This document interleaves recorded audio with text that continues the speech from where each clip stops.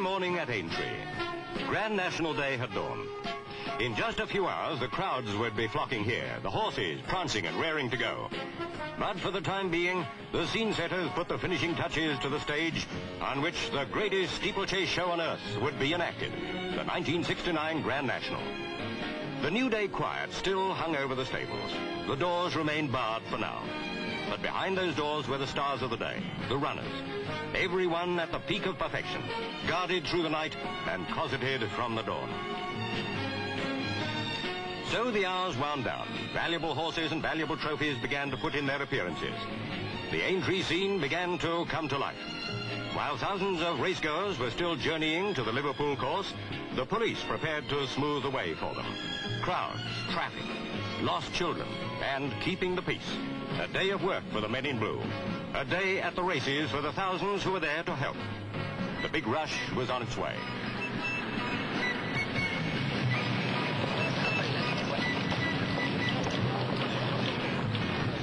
Train after train brought the public to the small station just by the racecourse. From all over the country and indeed from all over the world, they'd come to fill the grandstands and pack into vantage points around the huge course. These were some of the audience who'd come to see and be seen in the setting of the spectacular event.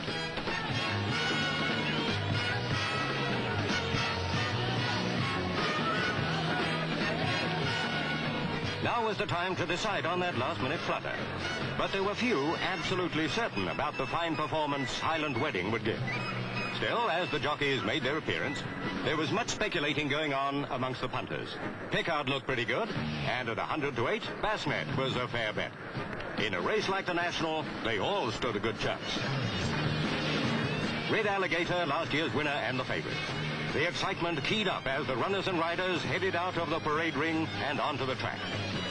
The flag at half-mast was a sad note of the day, reminding everyone of General Eisenhower's death. The bookies took their last-minute bets.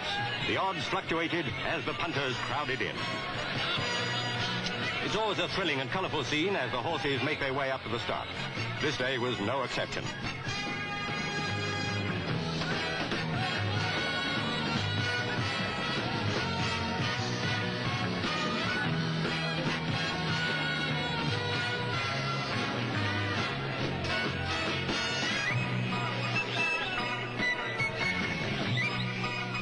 Seconds to go. Alec Marsh, the starter, got into position. They were off. 30 keyed-up horses headed for the first jump. Instructions were to take it easy. The going was firm and fast. Into and safely over the first fence they went. Kilburn in the lead. No troubles as they headed for number 2. The Fossa going well.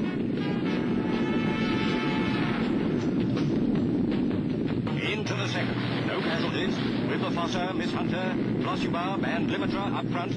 Red Alligator and Bassnet at the rear of the field. The third was the fence that claimed the first Grand National runner.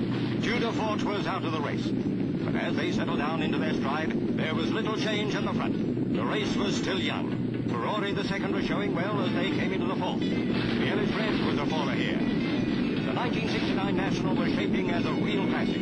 Few fallers so far, and a good racing pace.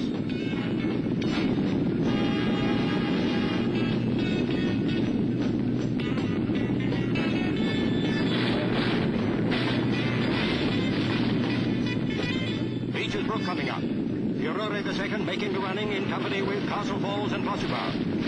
Still in the lead, Furore the second. Steel Bridge, Kilburn and Castle Falls and Glossubab all going well. On to the notorious Canal Curve.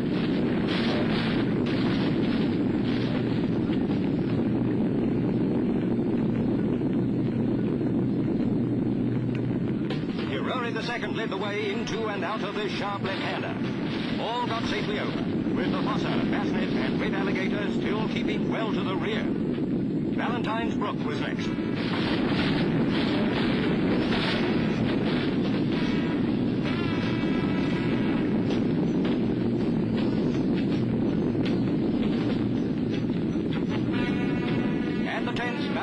Fell, and the race began to take shape.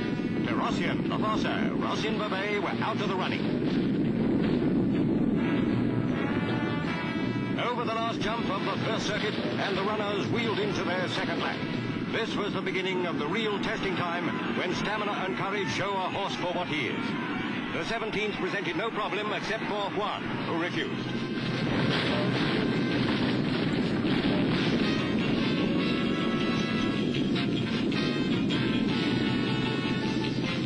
Steelbridge was running strongly, but there were shots aplenty coming up as Red Alligator and Ho fell at the 19th. Red Alligator's disappearance was disaster for the punters. Then came Flusubab's turn for calamity at the 20th. But still up at the front was Steelbridge, with Highland Wedding and Rondetto beginning to show. Into Beeches for the second time. The pace and strength-sapping Grand National jumps taking their toll. Approaching the 23rd, one before the canal turn. Steelbridge maintained the lead, but Highland Wedding was improving all the time. Keeping company with them was Rondetto.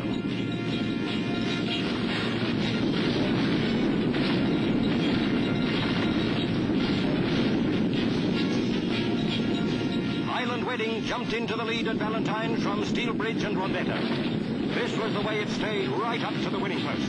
Highland Wedding was going so well that even at this stage, his supporters were shouting him home.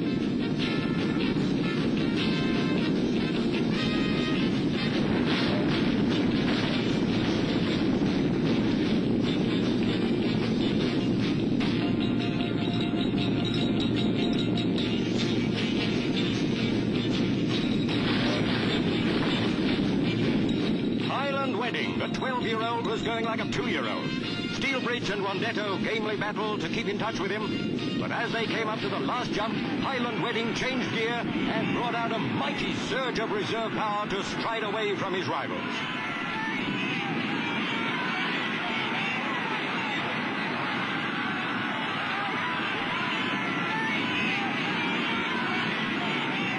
What a fantastic run-in. Steelbridge and Rondetto didn't stand a chance against the strength and speed of the 12-year-old as he strode out to the winning post. Highland Wedding had done it by 12 lengths. Eddie Harty had ridden him to a superb victory from Steelbridge, Rondetto and the Beeches. So after finishing the course, but being beaten in 2 previous Grand Nationals, third time was lucky for Highland Wedding. Both he and jockey Eddie Harty deserved their ovation as they made for the winning enclosure.